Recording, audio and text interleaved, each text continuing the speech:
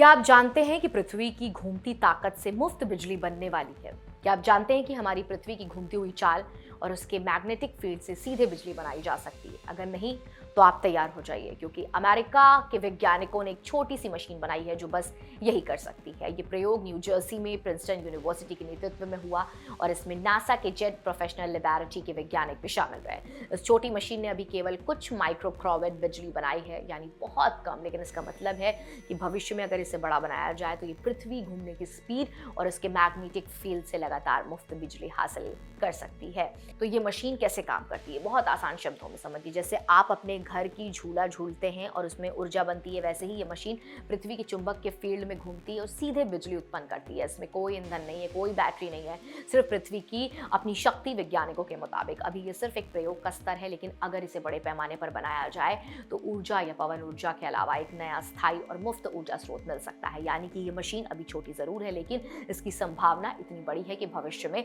हमारी बिजली की जरूरतें पृथ्वी की घूमती चाल से पूरी हो सकती हैं। तो क्या आप तैयार हैं उस दिन के लिए जब हम सिर्फ पृथ्वी की अपनी ताकत से अपने घर चलाएंगे?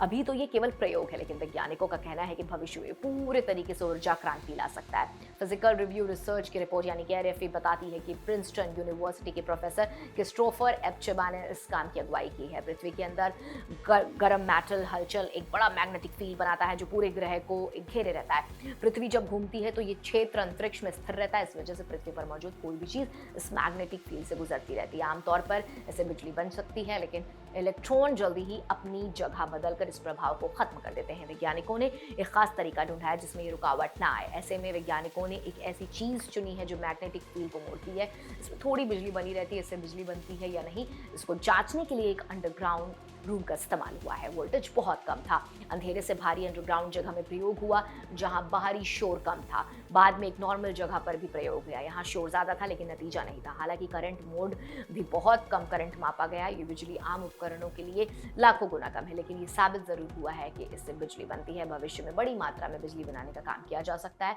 ये काम अभी शुरुआती चरण में है। कुछ वैज्ञानिकों का मानना है कि ये सिद्धांत गलत है और बहस जारी है। अगर यही साबित हुआ और बड़ा बनाया गया तो दूर दराज के सेंसर ये वैज्ञानिक उपकरण बिना बैटरी के चल सकते हैं। कई छोटे सिलेंडर जोड़कर ज्यादा वोल्टेज बनाया जा सकता है। प्रोफेसर चिबा कहते हैं कि सबसे जरूरी है कि कोई दूसरी टीम इस प्रयोग का दोहराए या गलत साबित करे।